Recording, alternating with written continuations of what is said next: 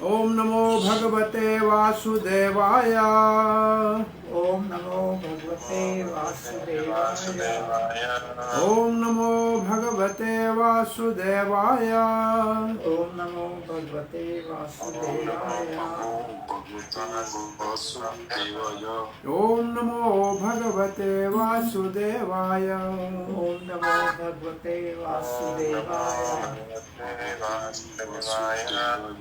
नारायणं नमस्कृत्यं नरं चैव नरोत्तमं देवीं सरस्वतीं व्यासं ततो जयमुदीरये। नष्टप्रायेषु भद्रेषु नित्यं भागवत सेवया भगवती उत्तमश्लोकिर्भक्तिर्भवती नैष्टिकी। कृष्णाय वासुदेवाय देवकी नंदनाय च नंदगोपकुमाराय गोविंदाय नमो नमः। जय श्री कृष्ण चैतन्य प्रभु नित्यानंद श्री अद्वैत गदाधर शिवासदि गौर भक्त वृंद। हरे कृष्णा कृष्णा कृष्णा हरे हरे, हरे राम राम राम हरे हरे। हरे कृष्णा। प्रिय पंचशील भक्तवृंद, दामोदर देश भक्तवृंद, फेसबुक के भाग्यशाली भक्तों, श्रीमद् भागवत के प्रार्थनाओं के अंतर्गत अभी हम पृथ्वी माता पृथु महाराज को ऋषियों के और शास्त्रों के मार्गदर्शन में प्राणियों के दुख के निवारण और भोजन की प्राप्ति के लिए जो मार्ग बताने जा रही है, उसका श्रवण आज हम छठे श्लोक से आगे करेंगे। भूमि देवी जो भूमि देवी स्वयं भूमंडल जो अब गाय माता का रूप धारण करके निम्रता पूर्वक हाथ जोड़ के पृथु महाराज को प्रसन्न करने के लिए मन को एकाग्र करके बुद्धि को संयम में रखकर और शास्त्रों और संतों के प्रमाण से कह रही है, पुरा सृष्टा है औषध्यो ब्रह्मणा या विषाम पते भुंज्यमाना मया दृष्टा असाध्वे अधृतवृत्तैः।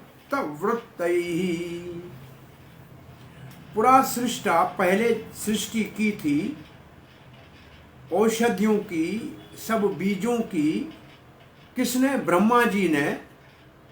और हे राजा विषामपते, हे महाराज पृथु, भुंज्यमाना मया, और उन सारी औषधियों और सुख सुविधाओं धन धान्य का भोग कर रहे थे, मेरा भोग कर रहे थे, मुझसे प्राप्त कर रहे थे।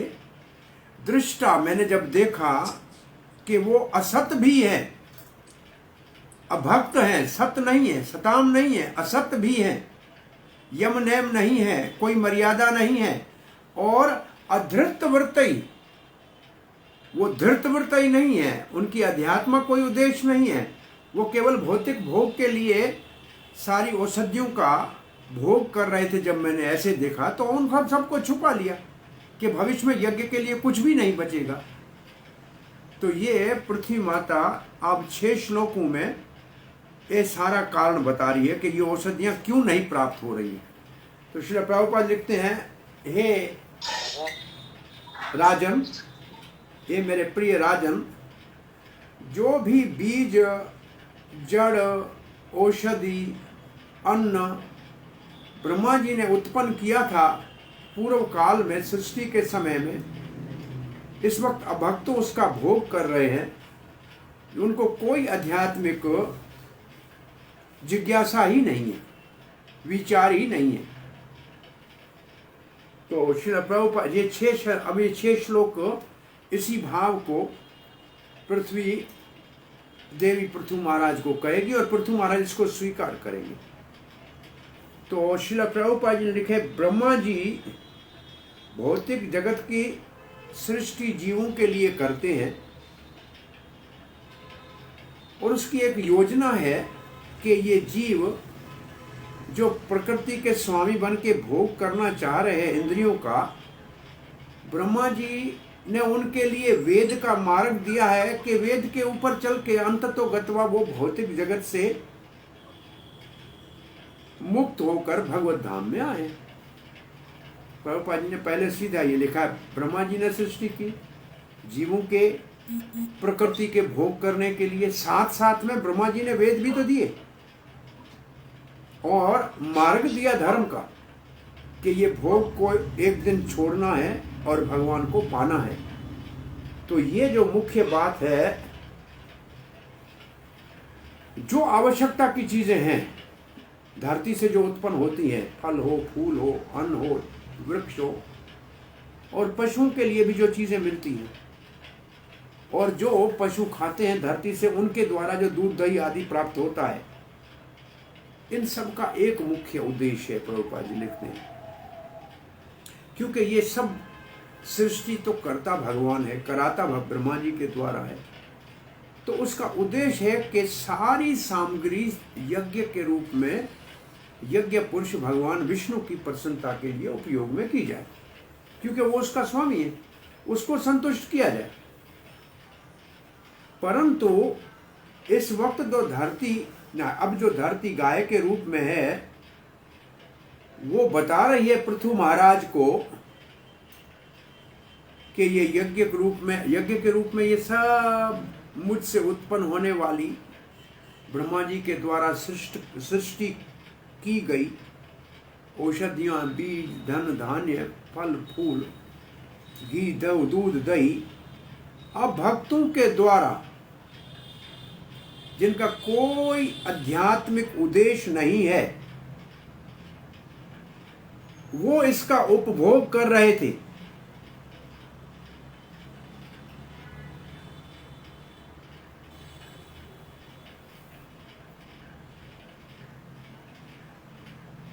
और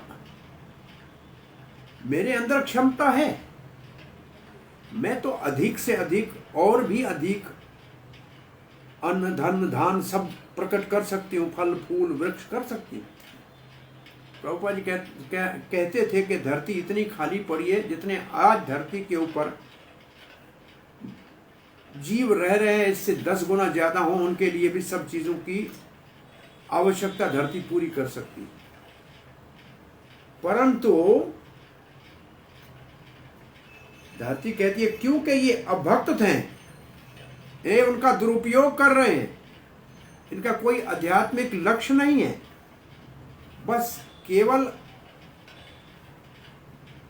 होना चाहिए भगवान के लिए, सेवा के लिए, और कर रहे हैं अपने इंद्रियों के भोग के लिए।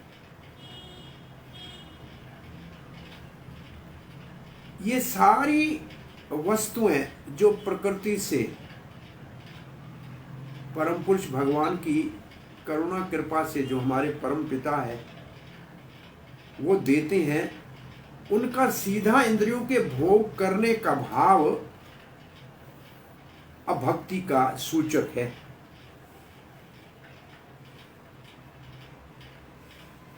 वो भगवान को अर्पण करके यज्ञ के रूप में भोग लगाकर फिर उसको भोग करना, वो भक्त का सूचक है।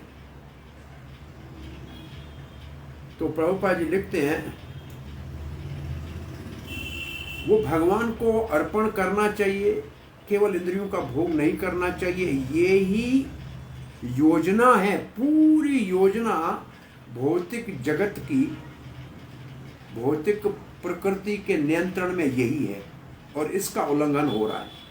अब 2 शब्द जो इस श्लोक में है, प्रभुपाद जी कहते हैं एक असत भी और एक अदृत वृत्त ही, बहुत मुख्य शब्द है, महत्वपूर्ण शब्द है। असत भी का मतलब है अभक्त, और ये अभक्त कौन से हैं? प्रभुपाद जी हमको भगवद गीता के 7वें अध्याय से 4 प्रकार के दुष्कृतिन ये अभक्त है। असत भी क्या? दुष्कृतिनो। कौन से दुष्कृत हैं? मूर्ख, मूढ़, गधे की तरह सुबह से शाम तक मजूरी करने वाले मूढ़, और उसके बाद है नराधम, मनुष्यों में सबसे नीच, जो वेद के मर्यादाओं का पालन नहीं करते हैं, धर्म के नियमों का पालन नहीं करते हैं, माया अपहर्त ज्ञाना, ये बड़े बड़े बुद्धिमान विद्वान और बड़े बड़े वैज्ञानिक जिनका माया ने ज्ञान हर लिया है, और तीसरे है नास्तिक। ये चारों जो हैं ये है असत, ये है अभक्त। और इनके लिए एक और शब्द भी है, असद भी के साथ एक शब्द है ग्रहवर्ता। ग्रहवर्त का मतलब है केवल अपने घर गृहस्थी और इंद्रिय तृप्ति उनके जीवन का लक्ष्य है, न शास्त्र की मर्यादा का और न ही भगवान की सेवा का कोई भाव है। और इसके विपरीत शब्द है धृतव्रता। धृतव्रत है भक्ति का सूचन, जिन्होंने निश्चय कर लिया है, व्रत कर लिया है कि जो कुछ है भगवान को अर्पण करना है, उनका है, उनको अर्पण करना है, तो यूं उनको कहते हैं धृतव्रत।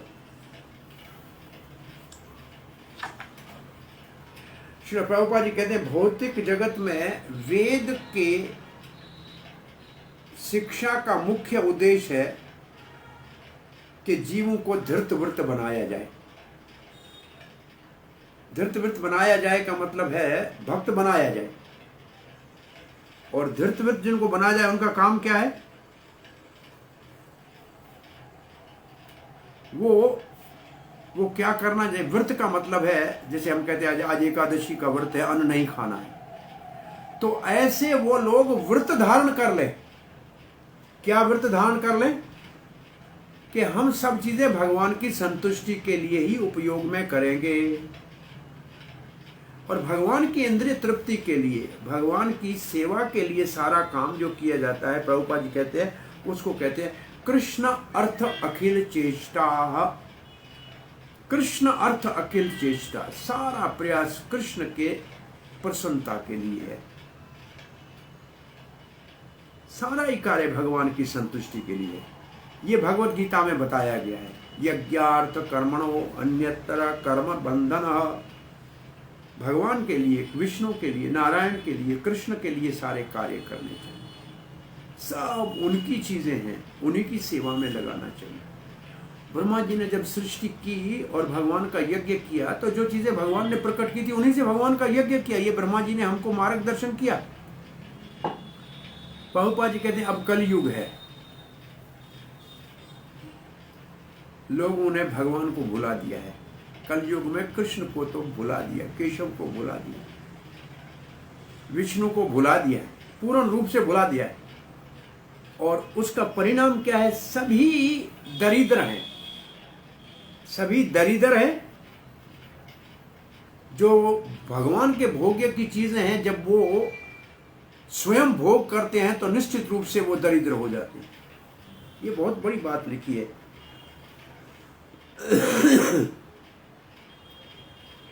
अंत तो गत्वा वो सब दरिद्र हो जाते हैं। हमको दरिद्र की परिभाषा तो और पता नहीं है।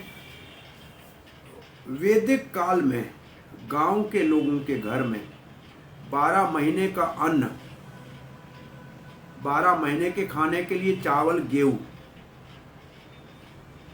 घी, घर में गाय का दूध, खेत से समय के ऊपर आने वाले सब अन्न, जिसके पास व्यवस्था थी वो है सुखी।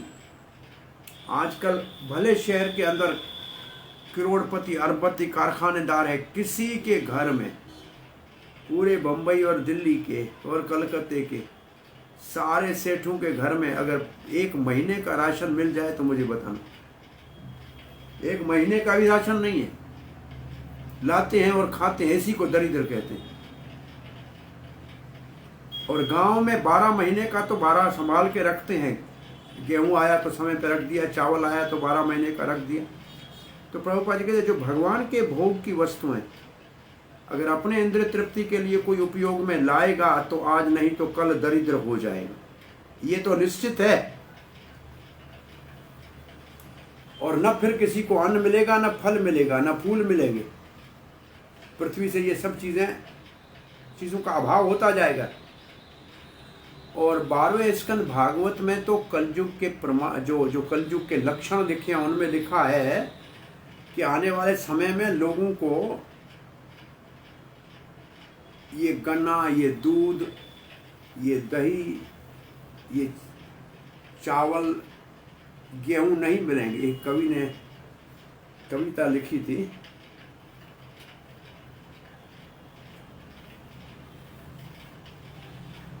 आने वाली पीढ़ी को दाना गिनकर दाल मिलेगी। किलो दाल नहीं मिलेगी, कितने दाने चाहिए, 50-25 कितने होता, थैली में दाने गिने पड़े होंगे दाल के। दाने गिनकर दाल मिलेगी, गेहूं की तो छाल मिलेगी। गेहूं नहीं होगा, भूसा होगा जो गाय को डालते हैं, उसका छाल है ना, उसका आटा पीस के दे देंगे। और वैसे भी आज गेहूं से पहले तो निशास्ता निकाल देते हैं, स्टार्च, फिर मैदा निकाल देते हैं, सूजी निकाल देते हैं, और जो भूसा बचता है वो आटा बोरी के अंदर बना के हमारे सर में डालते हैं। इतना तो मशहूर आज भी हो रहा है। दाना गिनकर दाल मिलेगी, गेहूं की तो छाल मिलेगी, पानी के मिलेंगे इंजेक्शन आने वाली पीढ़ी को। बोतलें मिलती है, बोतल नहीं मिलेगी, अब इंजेक्शन लेनी पड़ेगी पानी की। खटिया सबकी खड़ी मिलेगी, बिस्तर मिलेगा गोल, किसी के पास कुछ नहीं होगा। ये स्थिति क्यों होगी, आज सुन लीजिए प्रभुपाद जी की भविष्यवाणी। भगवान के भोग की चीजें अपने इंद्रिय तृप्ति में लगाने वाला अंत तो गत्वा सारा मानव समाज दरिद्रता की ओर जा रहा है। 7वां श्लोक पढ़ने जा रहे हैं। पृथ्वी महारानी गौ माता के रूप में कह रही है, अपालिता नाद्रत च, अपालिता मेरी किसने पालना नहीं की, ध्यान नहीं दिया मेरा, अनादृता मेरा आदर भी नहीं किया, मुझे तो अनादृत मेरा कोई सम्मान नहीं किया, मान नहीं दिया, मैं माता हूं, मेरा पालन भी नहीं किया। किसने, भवद भी, आप जैसे राजाओं ने, पृथ्वी को कह दिया आप जैसे राजाओं ने। सब राजाओं की ओर उंगली उठा रही है, विशेष रूप से पृथ्वी जी के पिता वैन की ऊपर उंगली उठा रही है, जिन्होंने पृथ्वी का पालन नहीं किया और आदर नहीं किया। लोकपालक ही, जो लोक के पालन करने वाले हैं, अपालिता अनादृता च भवद्भिर लोकपालक, चोरी भूति अथ लोके अयम अहम। उन राजाओं ने चोरों को दंडित नहीं किया और सभी लोग चोर हो गए, और अहम वो मेरा दोहन करने लगे, मेरा शोषण करने लगे।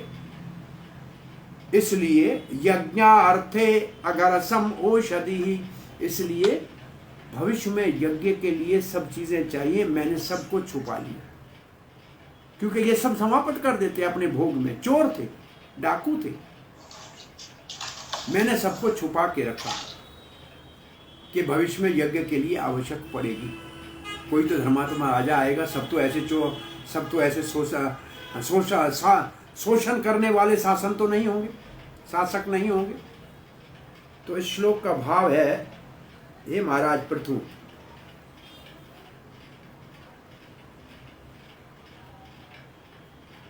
केवल ऐसा भी नहीं है कि अभक्तों ने सब भगवान की भोग्य वस्तुओं का इंद्रिय तृप्ति में भोग किया, उससे भी अधिक मेरी समस्या ये थी कि किसी ने मेरा पालन नहीं किया। राजा को कहते ही भूपाल है, भू का मतलब पृथ्वी का पालन करना है, तो मेरा किसी ने पालन नहीं किया। और सच तो ये है कि मेरा अनादर हुआ, लोगों ने कोई ना कुछ मेरा ध्यान नहीं दिया। बड़े बड़े राजाओं ने बोला क्या किया, बोला चोरों को दंडित नहीं किया। ऐसे असद भी जो थे, अभक्त जो थे, और जो जिनके व्रत जो थे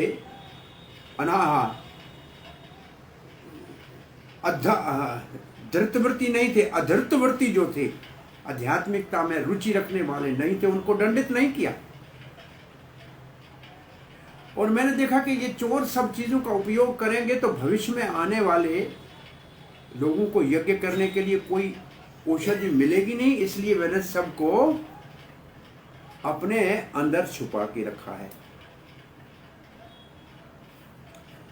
चक्रवर्ती पाद देखते हैं, वैन का मन में, पृथ्वी के मन में नाम है वैन का, लेकिन उनके पृथु पुत्र को और उसके बहाने सारे राजाओं के ऊपर उंगली उठा के कह रही है कि किसी ने मेरी पालना नहीं की।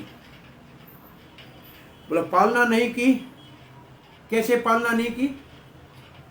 बोला यज्ञ नहीं किया। अगर राजा यज्ञ का व्यवस्था करे तो है पृथ्वी का पालक, और अगर यज्ञ की व्यवस्था न करे तो पृथ्वी का पालक नहीं है, पहली बात। और उसका आदर नहीं किया, इसका अर्थ क्या है? अधर्म बढ़ा और उनको दंडित नहीं किया गया। अधर्म बढ़ना पृथ्वी का अनादर है, और यज्ञ न करना पृथ्वी का पालन करने में दोष है। पृथ्वी का पालक को यज्ञ का प्रबंध करना चाहिए, और पृथ्वी का आदर करना है तो धर्म का मार्ग चलाना चाहिए, अधर्मी लोगों को दंडित करना चाहिए। और इसलिए वेण जैसे राजा, उनके समय में चारों ओर चोर ही चोर इतने फैल गए थे, इसलिए मैंने सारी औषधियों को निगल लिया।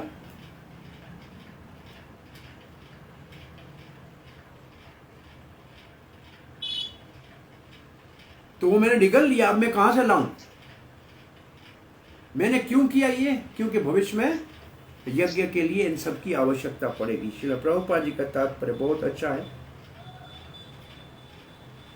प्रभुपाद सीधा कहते हैं, जो पृथु महाराज के समय में या उनके पिता वेण के समय में हुआ था, वो आज भी हो रहा है। क्या हुआ था? बोला बहुत बड़ा योजना बनाई जा रही है, बहुत व्यवस्था की जा रही है, बड़े स्तर के ऊपर कारखाने लगाने की, बड़े स्तर के ऊपर ट्रैक्टरों के द्वारा धरती के अंदर से खाद डाल के अधिक अनाज उत्पादन करने का बहुत बड़ा एक योजना बनी है। परंतु इतने प्रयास के उपरांत भी सब चीजों का अभाव और ज्यादा भाव, चीजों का अभाव है और उनका भाव ज्यादा है। तो ये चीज आज भी देखी जाती है। प्रभुपाद कहते हैं, तो प्रभुपाद इसलिए आप कितना भी उत्पादन करो, सदा ही अभाव रहेगा। कब? क्यों?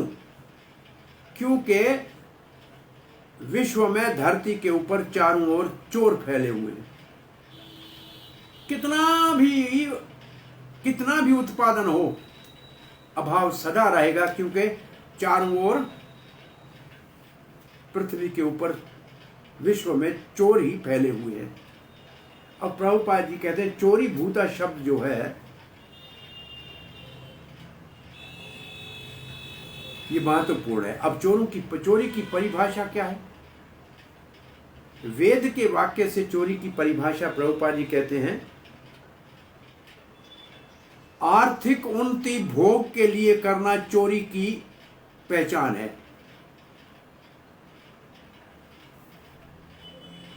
हाँ,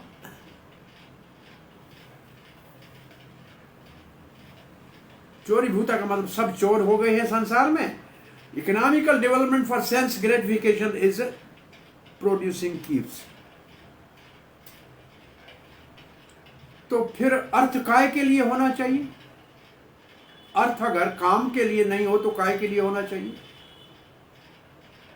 अर्थ धर्मस्य, अर्थ होना चाहिए धन का। आपको अगर आप अगर चाहते हैं कि हमारा इकोनॉमिकल डेवलपमेंट, इसका मतलब अर्थव्यवस्था अच्छी हो, तो उसका उद्देश्य होना चाहिए धर्म के काम में लगना चाहिए, भोग के लिए नहीं। तो भोग काय के लिए होना चाहिए? जीवन निर्वाह के लिए, इंद्रिय तृप्ति के लिए नहीं।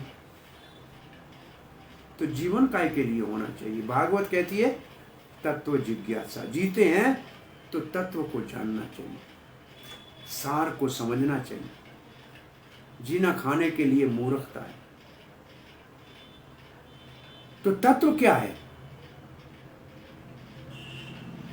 ब्रह्मेति परमात्मेति भगवान इति शब्दते। तत्व है ब्रह्म, परमात्मा और भगवान है एक, उसको जानना ये तत्व है। तो ये नहीं है। अब प्रभुपाद जी लिखते हैं, भगवत गीता में तो सीधा लिखा है, जो भगवान को अर्पण करके जो भी खाता है वो केवल पाप खाता है और चोर है। ये 3रे अध्याय भगवत गीता का श्लोक है।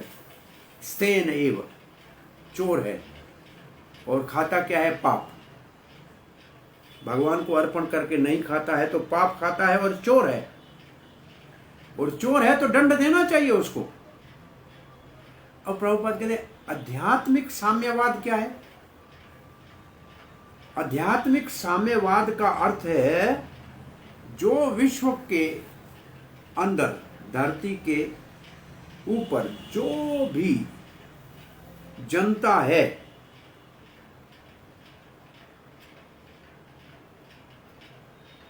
और जो भी धन धान्य है, संपत्ति है, उस सब का स्वामी भगवान है। ईशा भाषा इदम सर्वम जगत, जगत में ईशा भाषा जो भी है वो सब भगवान का है। ये है साम्यवाद, ये है आध्यात्मिक साम्यवाद। और भौतिक साम्यवाद क्या है? सारा राष्ट्र का है और राष्ट्र के ऊपर कौन बैठा है? बड़ा चोर और चोर की पार्टी।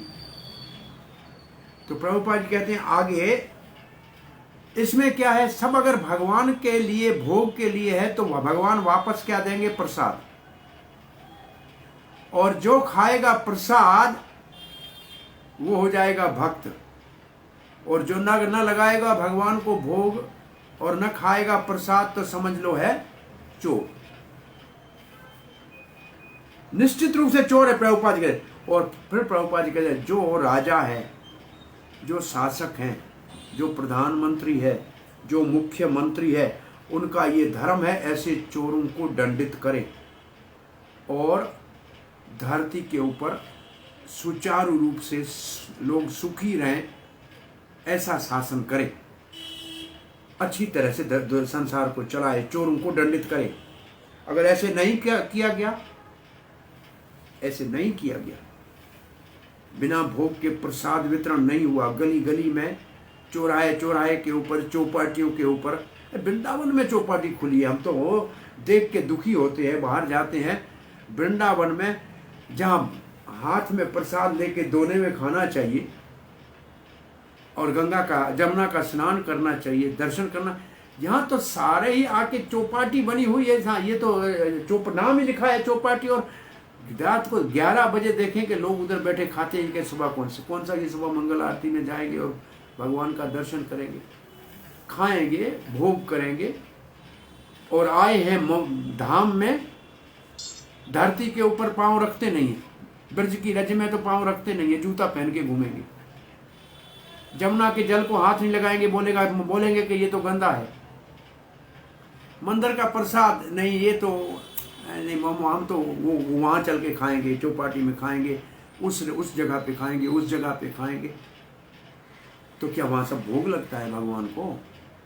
वो जो खोल के बैठे हैं, क्या वो सेवा के लिए बैठे हैं? जो अंदर पकाते हैं, क्या वो उनका भाव भगवान को सेवा के लिए अर्पण करने का? नहीं, वो भोग है।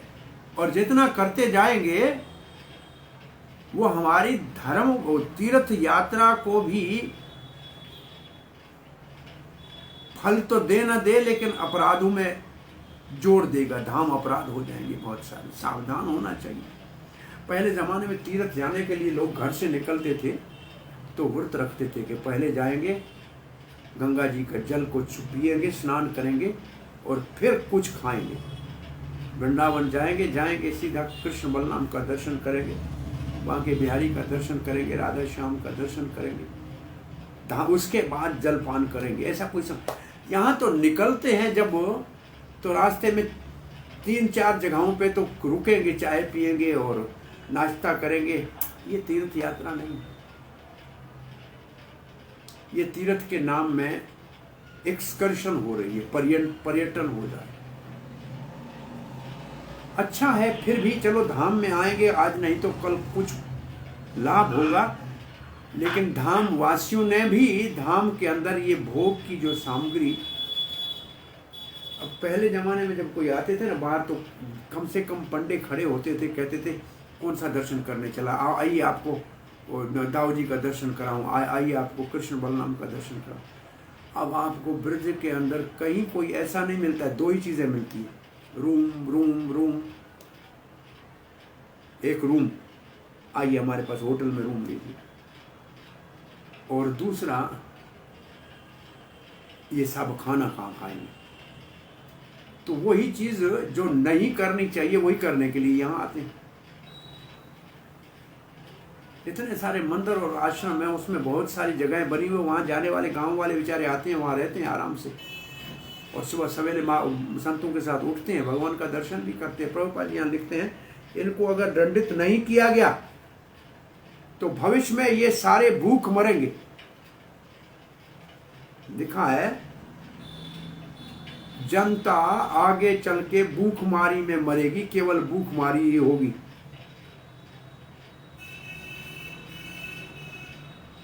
इतना नहीं है खाने के लिए कम मिलेगा, आदमी एक दूसरे को मारेगा, प्रभुपाद जी लिखते हैं, और मारने के बाद उसका मांस खाएगा, कुछ खाने को नहीं मिलेगा।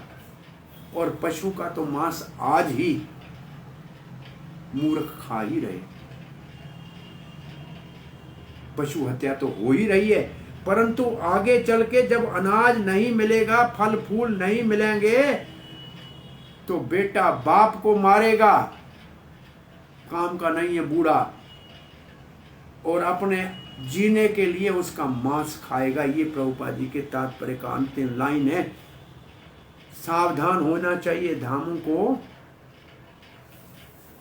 इतना सारा सब जगह चमकाया है, जमुना जी को कितना सुंदर चमका के अच्छे घाट बनाए। देखो राजा महाराजाओं के घाट बने, वो गऊ घाट से लेके केशी घाट तक 15-18 घाट है रास्ते में, जो राजा महाराजाओं ने बनाए हैं। देखो कितने सुंदर बने हुए।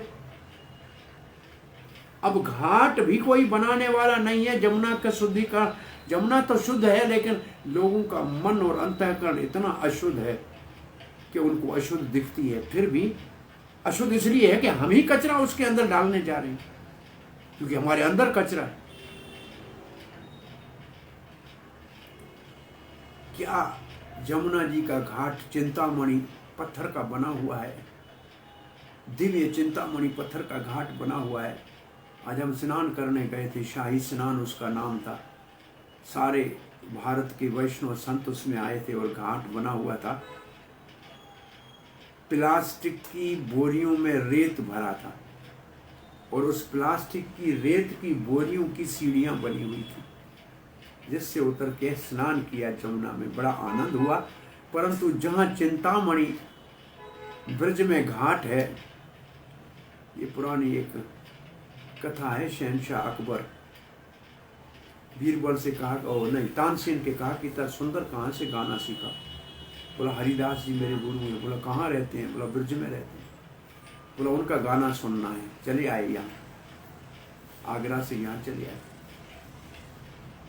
हरिदास जी जमुना के दूसरे किनारे बैठे थे भगवान के सुमरन में। अकबर ने कहा इसको कहो गाए। अब गुरु को कैसे आदेश दे के गाओ, लेकिन राजा को कैसे मना करे? तो तानसेन ने गाना शुरू किया। ताल और सुर ठीक नहीं चलाया।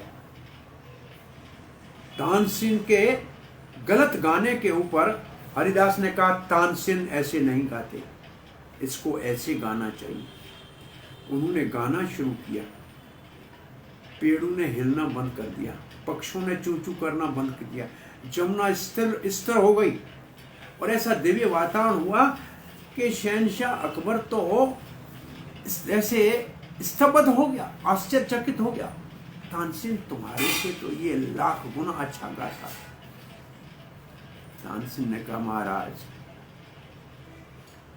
मैं कहाँ तुलना मेरी उनसे होती है। वो जगन्नाथ के लिए राज गा रहा है, वो तो गोविंद देव जी के लिए गा रहा है, और मैं एक संसार के राजा के लिए गा रहा हूँ, और वो जगत के राजा के लिए गा रहा है। तो तुलना नहीं हो सकती महाराज।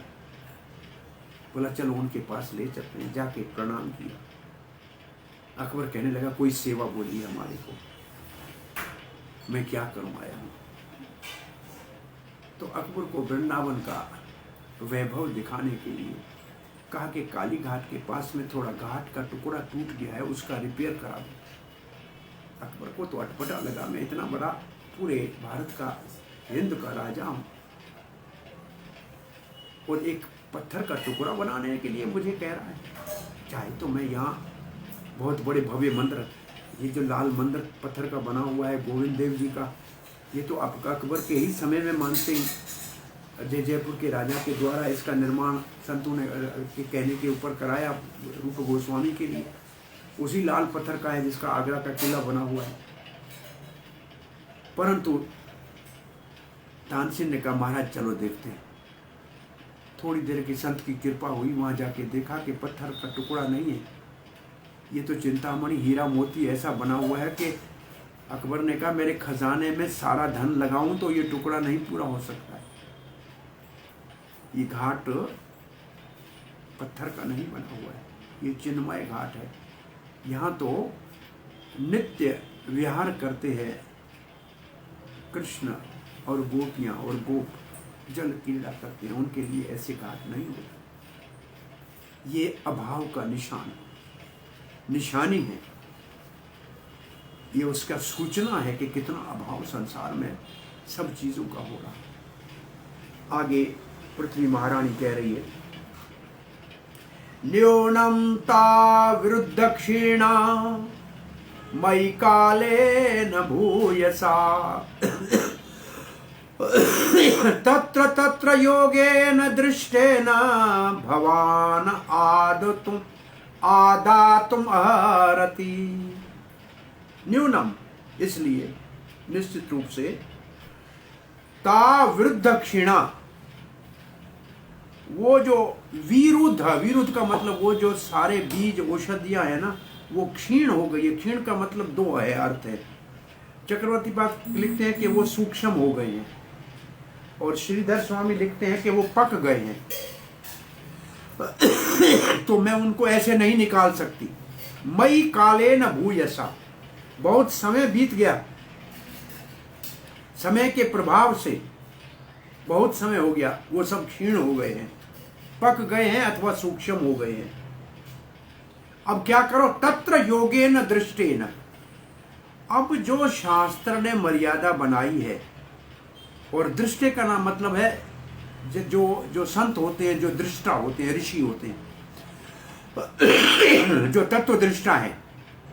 योगेन का मतलब जो उसके लिए मार्ग बताया हुआ है। योगेन का अर्थ लिखा है सही रास्ता, सही विधि। और किसने बताई हुई है? दृष्टेन, जो तत्व दृष्टि विद्वान वेदज्ञ है, उन्होंने जो दृष्टि बनाई। महाराज भवान आदातुम अर्हति, आप मुझसे सब कुछ प्राप्त कर सकती हैं वेद विधि से और संत सहयोग से। पृथ्वी महारानी कहते हैं अति समय तक मेरे उदर में ये सब बीज क्षीण हो गए हैं। प्रभुपाद ने क्षीण का अर्थ लिखा है क्षीण हो गए हैं, इसलिए वो तत्काल बाहर नहीं प्रकट हो सकते हैं। इसलिए जो विधि विधान है, जैसे आचार्यों ने और शास्त्र ने बताए हैं, महाराज आप उसका उपयोग कीजिए और मुझसे सब जीवों के कल्याण के लिए आवश्यकता की सब चीजें प्राप्त कीजिए। दृष्टेन योगेन का मतलब है जैसे शास्त्र ने और वेद ने वर्णन किया है। श्री प्रभुपाद जी लिखते हैं जब अन्न का जब अनाज का फल फूल का अभाव हो तो प्रभुपाद जी लिखते हैं शासन को और सरकार को शास्त्रों के निर्देश में और संतों के मार्गदर्शन में जो विधि विधान है उसका पालन करना चाहिए, तो फिर कभी अकाल प्रभावशाली नहीं होगा, अकाल का प्रभाव नहीं पड़ेगा। सब चीजें अधिक मात्रा में, पर्याप्त मात्रा में संपन्न मिलेंगी विधि विधान से। कौन सा विधि विधान है? भगवत गीता में विधि विधान बताया है। प्रभुपाद जी कहते हैं यज्ञ करो। यज्ञ करने से आकाश में बादल आ जाएंगे, बादल से वर्षा होगी, और वर्षा अगर हो गई तो सारे खेत हरे भरे हो जाएंगे, और पृथ्वी के अंदर से उत्पादन सब चीजों का अधिक से अधिक होने लग जाएगा और इस प्रकार से सब सुखी हो जाएंगे।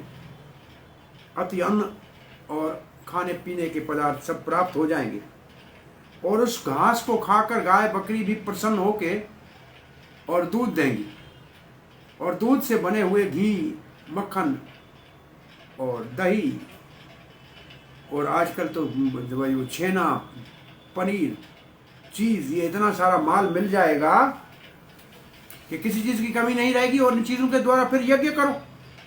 शास्त्र ने यज्ञ का ही नियम बनाया है, तो कभी भी अन्न का अभाव नहीं होगा। और कल युग में तो बहुत सरल यज्ञ है, संकीर्तन यज्ञ। प्रभुपाद जी कहते हैं कल युग में बहुत सरल संकीर्तन यज्ञ है। और इस श्लोक में दो शब्द है, एक योगेन, एक दृष्टेन, महत्वपूर्ण है। योगेन का मतलब जो मार्गदर्शन शास्त्र ने किया है, जो विधि विधान है वो, और दृष्टेन का मतलब है जैसे आचार्यों ने, तत्वदृष्टियों ने, साधु जनों ने जो मार्गदर्शन किया है। अब प्रभुपाद जी कह रहे हैं ये गलत विचार धारणा है कि आधुनिक मशीनों के द्वारा हम खेत से अन्न का उत्पादन कर देंगे, फल फूल पैदा कर देंगे। ले जाओ ट्रैक्टर, राजस्थान की रेत में चलाओ, अन्न पैदा करेगा क्या? नहीं करेगा। प्रभुपाद ने लिखा है नहीं करेगा। केवल यज्ञ से हो सकता है। ये सब जो और ये ट्रैक्टरों ने धरती के ऊपर इतना भार डाला है, बड़ी बड़ी मशीनों के, धरती सारी चिपक गई है, उसके अंदर सांस लेने को भी जगह नहीं है और इसलिए फिर खाद डालनी पड़ती है। और पानी का इतना अभाव है, गटरों का पानी खेतों में जाता हुआ हम देखते हैं। तो क्या ये हो गया है सब? इससे किसी को कोई सुख नहीं मिलने वाला है। प्रभुपाद जी कहते जाओ राजस्थान की रेत में ट्रैक्टर चलाओ, कहां से अन्न पैदा होगा क्या? नहीं हो सकता है। हमने बहुत से प्रयास किए धरती के ऊपर अन्न को उत्पादन करने के, परंतु यज्ञ नहीं करेंगे तो कोई लाभ नहीं होगा। और यह पृथ्वी स्वयं कह रही है मैंने सब चीजें संभाल के रखी हुई हैं यज्ञ के लिए। करो यज्ञ, प्राप्त करो सब, और नहीं करो यज्ञ और इंद्रिय तृप्ति के लिए सब चीजों को आप उपयोग में लाओगे और नास्तिक बन जाओगे, आध्यात्मिक मार्ग के ऊपर नहीं चलोगे। और जैसे शब्द था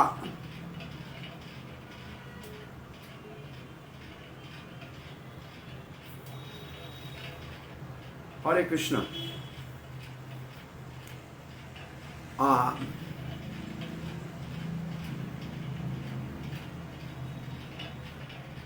आध्यात्मिक मार्ग को अपनाओ, भौतिक मार्ग से काम नहीं चलेगा। इसलिए शास्त्र ने और बुद्धिमानों ने कहा है संकीर्तन यज्ञ करो। और संकीर्तन यज्ञ से प्रभुपाद लिखते हैं संकीर्तन यज्ञ का शुभारंभ करने वाले श्री चैतन्य महाप्रभु गौरंगा स्वर्ण अवतार का पूजन हरे कृष्ण महामंत्र से करो और स्वर्ण भूमि बनाओ।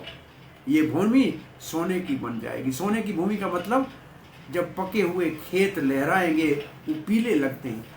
पहले हरे होती है, पहले खेत लगते हैं हरे, और जाके देखो अभी सरसों के खेत पीले लगे हुए हैं, और जब गेहूं पक जाएंगे तो पीले लगेंगे। उसको कहते हैं स्वर्ण भूमि, वो सोना उगलेगी भूमि।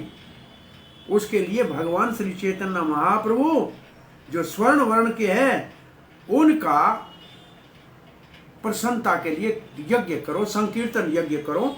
और प्रभुपाद जी कहते हैं कृष्ण भावना अमृत संग इसी कार्य को विश्व के अंदर प्रचलित कर रही है। क्यों कर रही है?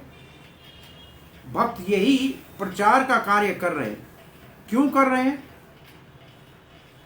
जैसे हमने आगे श्लोकों में पढ़ा है, इसकी आवश्यकता है कि चोरों को सुधारना है, भक्त बनाना है। ये सब चोर है, देखने में बड़े पढ़े लिखे लगते हैं, बड़े सेठ कारखानेदार लगते हैं, लेकिन है सारे सुखी परंतु महाचोर। चोर तो चोर ही होता है, उसको दंड देना ही चाहिए, क्योंकि संसार में सभी लोग कृष्ण भावना से वंचित है। प्रभुपाद जी लिखते हैं, इसलिए चोर हो गए, इसलिए प्रकृति उनको दंडित कर रही है, प्रकृति उनको दंडित कर रही है, कोई इसको रोक नहीं सकता है। कितना भी दान लेके आओ संसार से और मुफ्त की सेवा करो, अन्न बांटो, धन क्षेत्र अन्न क्षेत्र चलाओ, जगह बनाओ, कुछ नहीं होने वाला। जब तक कृष्ण भावना को स्वीकार नहीं करेंगे तब तक आजीविका का अभाव समाप्त नहीं होगा और दुख जाएगा नहीं। इसलिए पूरे विश्व के लिए वरदान है श्री कृष्ण भावना अमृत संग, इसका सबको प्रेम पूर्वक पालन करना चाहिए।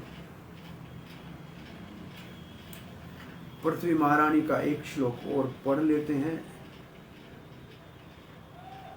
अब पृथ्वी महारानी वो वेदों का बताया हुआ साधन बता रही है।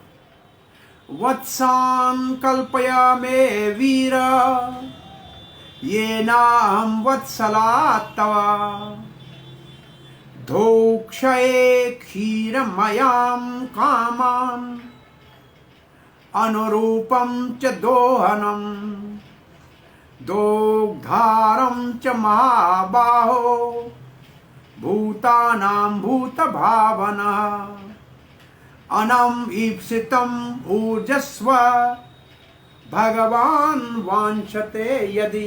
हे भगवान पृथु महाराज, अगर आप चाहते हैं आपकी प्रजा के लिए अन्न हो, और कैसा अन्न हो? ऊर्जा, शक्ति देने वाला अन्न हो, बुद्धि देने वाला अन्न हो, तो फिर क्या करो? वत्सान कल्पस्य में वीर, हे वीर महाराज, हे सूरवीर, हे हीरो, कोई बछड़ा पैदा करो, योग्य बछड़ा लाओ, क्योंकि ये ना हम वत्सला तो उसके ऊपर मेरे हृदय में स्नेह उत्पन्न हो जाएगा, और ये जो बीज अंदर क्षीण हो गया ये फिर उत्पन्न हो जाएंगे। तो एक तो लाओ बछड़ा योग्य, और दूसरा धोक्षहे क्षीरमयाम कामान अनुरूपान च दोहनम, और दूसरा दूध निकालने वाला को दोहन करने वाला होना चाहिए, जो दूध निकाल सके। और तीसरा, किसके अंदर दूध निकालोगे वो पात्र चाहिए। 3 चीजें चाहिए, बछड़ा चाहिए, दोहने वाला चाहिए, और पात्र चाहिए। ये 3 चीजें। दोग्धारम च महाबाहो, हे महाबाहो राजा, वीर राजा भगवान, दोग्धारम दूधने वाला लाओ, भूतानाम भूत भावन, आप अगर प्रजा का पालन करना चाहते हो, अनम ईप्सितम मूर्ति, तो फिर हम आपको जितना चाहे पौष्टिक पदार्थ सब प्राप्त करा देंगे। 3 चीजें चाहिए, बछड़े के लिए स्नेह, दोहने वाला और पात्र। तो ये योग बता दिया, विधि बता दी, और दृष्टेन साधुओं ने यही विधि बनाई है।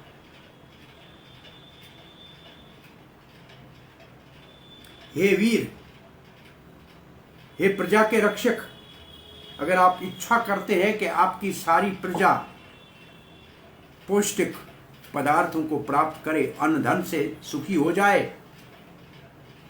तो मैं गाय के रूप में हूं, मेरा दोहन करो। दोहने वाला लाओ, बछड़ा लाओ, पात्र लाओ। मैं बछड़े को देखूंगी तो वत्सला हूं, स्नेह उसके ऊपर उमड़ आएगा, और तब मैं सबकी इच्छा पूर्ति करने के लिए जो चाहिए वो दे सकती हूं।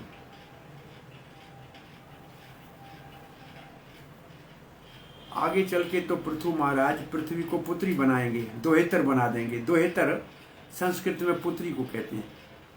दोहेतर का अर्थ है गाय को दोहने वाली, और दोहेतर है पुत्री के लिए शब्द, और वही अंग्रेजी में डाटर हो गया, दोहेतर डाटर, वही से बिगड़ के बन गया। श्री प्रभुपाद लिखते हैं, गाय के दोहन का अति उत्तम यहाँ शिक्षा दी जा रही है, संदेश दिया जा रहा है, इंस्ट्रक्शन दी जा रही है। पहले तो बछड़ा चाहिए, क्योंकि बछड़े के स्नेह के कारण ही गाय के उदर में दूध हृदय से उतर के आता है। और दूसरा होना चाहिए कोई दूध निकालने में प्रवीण होशियार ग्वाला होना चाहिए। आपको अगर याद हो तो गीता का भी एक श्लोक महात्म्य का है, सर्व उपनिषदों गावो, सारा वेद शास्त्र गाय का रूप धारण कर ले।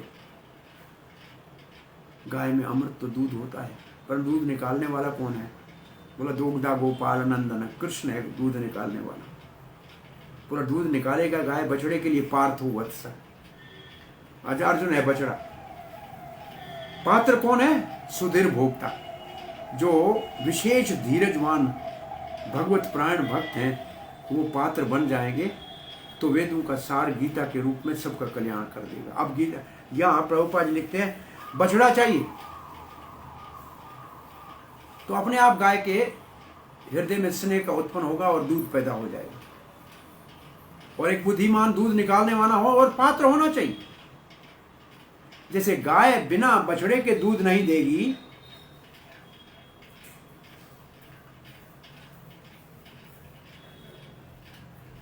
इस प्रकार से पृथ्वी भी सबकी आवश्यकताओं को पूरी तब करेगी जब कृष्ण भावना भावित भक्त होंगे।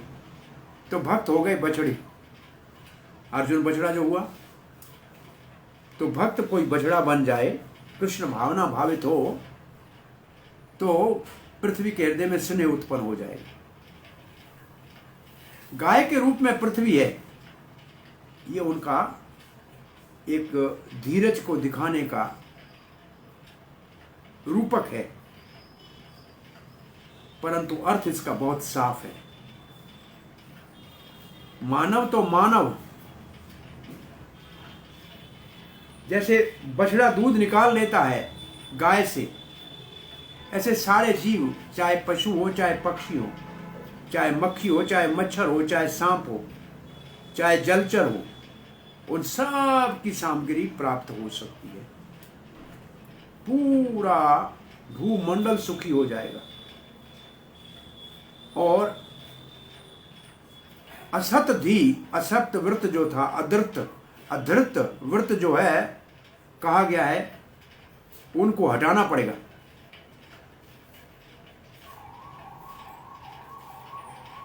अगर मानव असत हो जाएंगे, भगवत भावनाहीन हो जाएंगे, कृष्ण भावना रहित हो जाएंगे, तो सारा दुनिया दुख भोगेगी, संसार संकट में पड़ा रहेगा। अगर मानव सदाचारी है, पशुओं को भी पूर्ण रूप से आवश्यक घास आदि मिलेगा, तो वो भी सुखी रहेंगे। इसलिए आवश्यक है, जो भक्त सिद्धांत सरस्वती गोस्वामी महाराज श्रील प्रभुपाद जी कहा करते थे, एक चीज का अभाव है दुनिया में और कुछ नहीं। धरती के ऊपर अभाव है भगवत भावनाहीन लोगों के कारण। इसका अर्थ है कृष्ण भावना भावित भक्तों का अभाव है। वो हो जाए तो संसार में किसी चीज का अभाव नहीं रहेगा। संसार में अभाव एक ही कमी है, एक ही चीज की त्रुटि है, एक चीज नहीं है संसार में। क्या नहीं है? भगवान के भक्त नहीं है। भक्त बढ़ जाए तो संसार में सुख अपने आप हो जाए, पशु पक्षी सब सुखी हो जाए।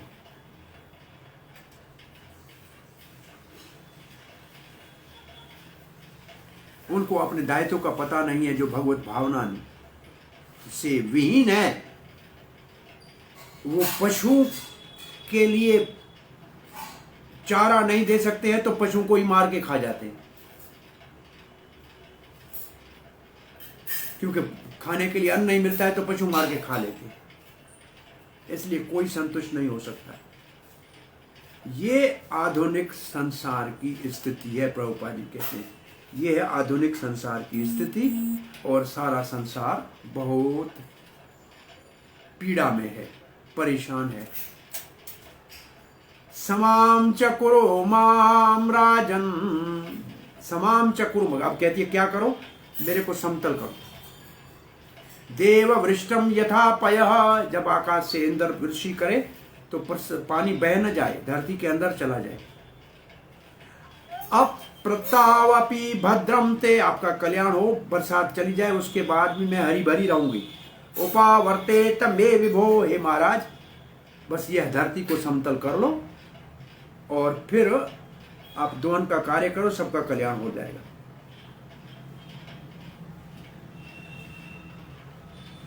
प्रभुपाद जी कहते हैं इंद्र के दो काम है। इंद्र ने एक तो पर्वतों को अपने वज्र से तोड़ दिया ताकि समतल किया, और दूसरी वर्षा करता है, तो इससे सबके लिए सुख शांति और अनाज होता है। ऐसे पृथु महाराज आप एक काम करो, धरती को समतल कर लो और मेरा दोहन कर लो, तो सबके लिए सब कुछ मिल जाएगा। आप पृथु महाराज ने क्या किया, आज ये प्रार्थनाएं पूरी करते हैं। आगे जो भगवान की इच्छा। श्री कृष्ण। इति प्रियम हितम वाक्यम, ये हितकारी और प्रिय वचन पृथ्वी के सुने। बहुवादाय भूपतैः, बहुवादाय बड़े आदर के साथ सुने। भूव भूव पृथ्वी के वचन सुने। भूव आदाय बड़े आदर के साथ बड़ा उनको विचार किया। भूपति महाराज पृथु ने वत्सम कृत्वा मनुम पणाव, स्वयंभू मनु को पहला बछड़ा बना दिया मानु के लिए, और पात्र अपने दोनों हाथ ऐसे कर लिए। पणाव पाणवा, पाणवा मतलब हाथ, पानी। अदोत्तः सकल औषध्य, मानव के लिए जो अन्न फल फूल सब उसका पृथ्वी से दोहन किया। तो महाराज ने स्वयंभू मनु को बछड़ा बनाकर अपने हाथों को पात्र बनाकर मानव समाज के लिए सब कुछ आवश्यक वस्तुओं का पृथ्वी से दोहन कर लिया। इसके बाद 15 श्लोकों में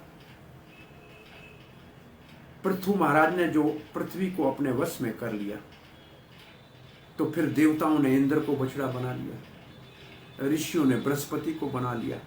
फिर पूरा लिखा है कौन सा पात्र, कौन सा बछड़ा और क्या उनके लिए आवश्यक चीजें, वो सबका दोहन किया। तो यहाँ अपना हमारा ये पृथ्वी की प्रार्थनाओं का प्रसंग पूरा होता है। आगे श्री कृष्ण की जैसे कृपा होगी वैसे कथा को आगे बढ़ाएंगे। हरे कृष्ण। कोई प्रश्न जिज्ञासा है? हरे कृष्ण प्रभु जी। हाँ जी। प्रभु जी, मेरा आज का प्रसंग बहुत ही अच्छा लगा। आपका गंगा स्नान मतलब यमुना में स्नान करना, शाही स्नान, वो आपका प्रसंग सुन के बहुत आनंद आया। प्रभु जी, मेरा आज का प्रश्न यही है कि क्या अगर हम एकादशी व्रत रखते हैं और अगर कोई मेहमान आता है जो एकादशी प्रसाद नहीं खाता, मतलब उसका एकादशी का व्रत नहीं है, तो क्या हम उसको नॉर्मल खाना बना के दे सकते हैं?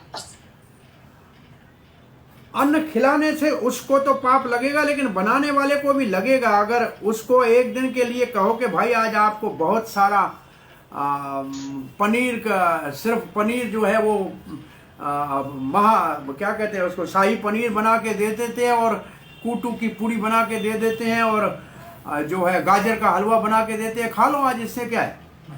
माल ऐसा खिलाओ कि उसको रोटी सब्जी चावल भूल जाए। हमें याद है एक बार कहीं एकादशी के दिन, एक बार हम एक शादी में गए, एकादशी के दिन भक्त के घर में शादी थी, हमको अच्छा नहीं लगा।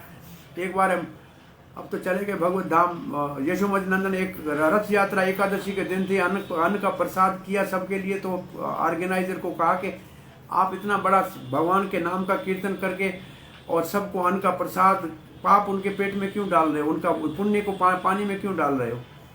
तो होना ये चाहिए कि उनके लिए कहो कि आज हमारे घर में व्रत है, आज हमारे को अन्न पकाने की मना है, इसलिए आपके लिए बहुत अच्छा हमने बड़े स्वादिष्ट पदार्थ बने हैं, बड़ी रबड़ी अच्छी है, इसको खा लीजिए, आप आज पा लीजिए। और पूरियाँ तो बहुत अच्छी। अब तो आज तो कोई चिंता करने की जरूरत है, डोसा भी बन जाएगा, पिज्ज़ा भी बन जाएगा, कुछ भी एकादशी का बना के खिलाओ। उसकी आदत ऐसी डालोगे एकादशी के दिन फिर आपके घर आए, एकादशी के दिन ही फिर आपके घर आए, बोले पिज्जा खिला देना, एकादशी वाला पिज्जा खाऊंगा, डोसा खाऊंगा, सब बन जाता है, कोई चिंता नहीं। एकादशी देख लीजिए, कोई बहुत मजबूरी है कोई ऐसी, वैसे तो भगवान को प्रार्थना करनी चाहिए और एक काम करना चाहिए। वैसे क्या भगवान के लिए तो भोग बनना ही चाहिए, घर में अगर भगवान है उसके लिए तो अन्न का भोग बनता ही है। तो फिर उसको भगवान को बोलो आपका प्रसाद इसको दे रही हूँ, इसको कृपा करो अगली बार ये एकादशी रखे, तो भगवान का प्रसाद दे सकते हैं। अगर कोई और व्यवस्था नहीं हो तो भगवान का प्रसाद दे सकते हैं। हरे कृष्णा। और किसी को कोई प्रश्न जिज्ञासा? प्रभु जी मेरा एक और प्रश्न था कि जो इंसान अपना शरीर त्याग के जो भगवत धाम को जाते हैं, क्या वो ऊपर से सच में ही मतलब मनुष्य को, जो हम लोग नीचे रहते हैं उनको देखते हैं, अपने आशीष देते हैं, मतलब ऊपर जाने के बाद नीचे जो पृथ्वी लोक पे उनके साथ हुआ वो साथ लेके जाते हैं ऊपर, मतलब उनको मेमोरी रहती है वो सब की उनके साथ क्या हुआ, या नीचे उनके जो रिश्ते हैं वो सब याद रहते हैं? प्रभु जी ऐसा है कहीं, मतलब कहीं किसी शास्त्र में ऐसा कोई वर्णन है? जो पितृलोक में जाते हैं वो अपने पीछे जो रह जाते हैं बच्चे, उनके हित के लिए सोचते हैं पितृलोक वाले। प्रभु जी। पितृलोक हरे में कृष्णा। हरे कृष्णा हरे कृष्णा। हरे कृष्णा प्रभु जी। मेरा आवाज नहीं आ रहा है क्या? हेलो हरि बोल। हरे कृष्णा प्रभु जी। आवाज नहीं है? मुझे लगता है ये नेटवर्क इशू है, तो आपका सुन नहीं पा रहे प्रभु जी, और हम भी उनका अच्छी तरह नहीं सुन पा रहे। हाँ नहीं सुन नहीं पा रहे हैं। नहीं आवाज, मेरा आवाज नहीं आ रहा है क्या? जी जी जी। मेरा आवाज नहीं आ रहा है? ग्रेस साहब प्रभु जी की नीचे नीचे महापर्व की नीचे